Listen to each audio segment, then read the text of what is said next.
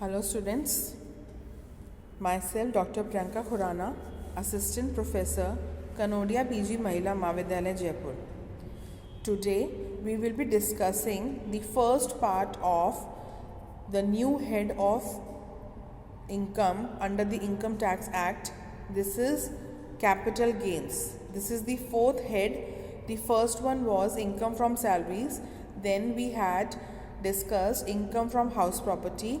Then income from business and profession, or profits or gains from business and profession, and now this is another head, the fourth head, which is capital gains. What do you mean by capital gains? Capital gain is an increase in the capital assets value. It is considered to be realized when we sell the asset. So whenever we have a capital asset and we are selling the same, we will be earning profits or maybe in some cases loss. So the capital gain will be the profit or increase in the capital asset value when it is sold by the concerned assessee. And this capital gain can be short term. Short term means 1 year or less, and long term means 1 year or more.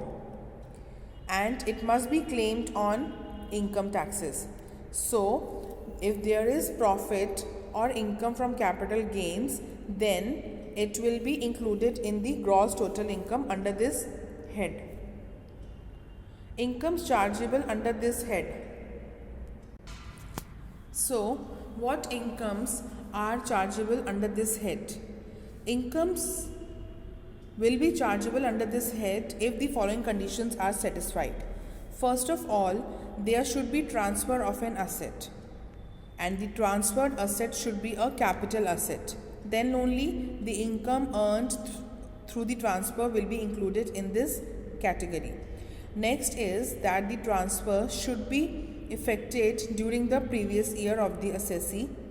Profit or gain should be there from such transfer, and such profit or gain is not exempted from tax under any provision of the Act. When these conditions are satisfied, these incomes will be chargeable under the head capital gains. Now, what do you mean by capital asset?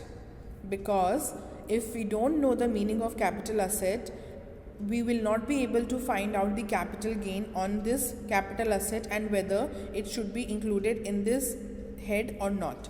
So let us discuss this. The term capital asset means property of any kind held by an assessee, whether or not connected with his business or profession.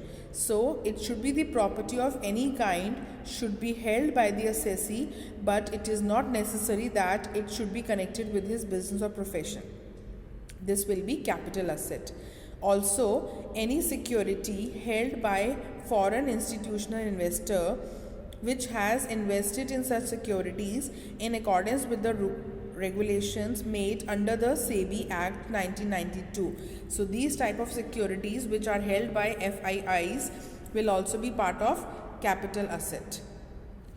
Some assets are not included in capital assets, and besides these, all will be considered as capital assets. So now let us discuss the list of the assets which will not be included in the capital assets category.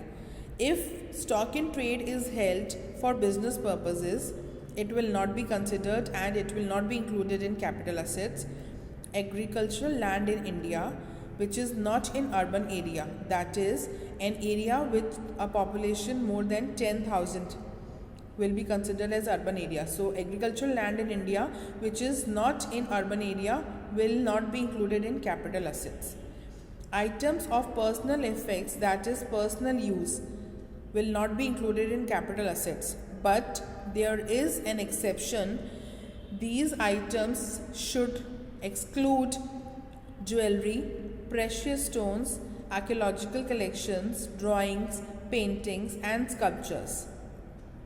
Next is Special Bearer Bonds 1991. These should not be considered as capital assets, but at present these instruments does not exist. 6.5% gold bonds 1977, 7% gold bonds, and national defense bonds 1980.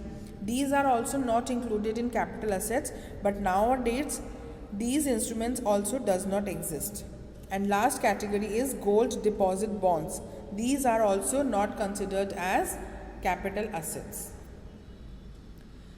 Some assets are deemed to be known as and considered as capital assets.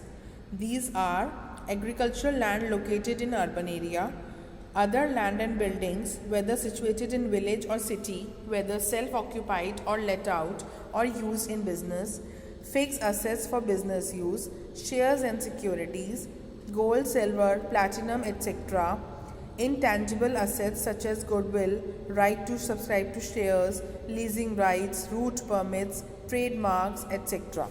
These are deemed to be known as and considered as capital assets. Now, what are the types of capital assets? There can be short-term capital assets or there can be long-term capital assets depending upon the period of holding. So, if the period of holding is suppose less than 12 months or more than 12 months, in some cases it will be considered short-term or long-term on the basis of holding it for less than 24 months or more than 24 months and so on. So there are three categories: securities other than unit listed in recognized stock exchange or unit of UTI or zero coupon bond, etc. In this category, if the securities are held for less than or equal to 12 months, they will be known as short-term capital asset. And if securities listed in recognized stock exchange are held for more than 12 months, they will be known as and they will be considered as long-term capital asset. So for securities, the condition line is for 12 months.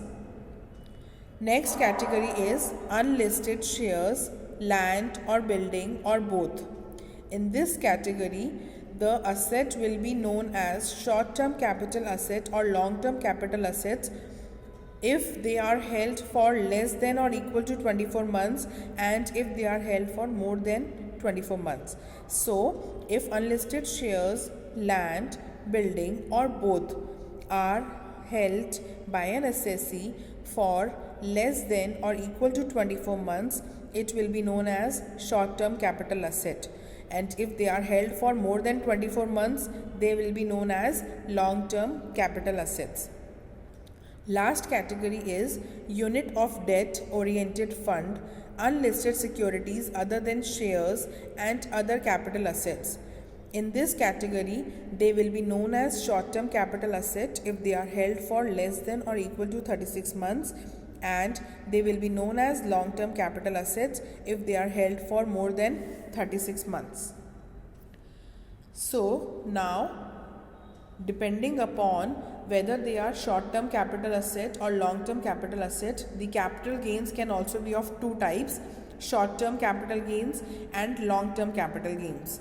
Normally, if property is sold in less than 3 years of purchasing, it will be short-term capital gain, and in case of property sold for after 3 years of purchasing, it will be considered as long-term capital gains.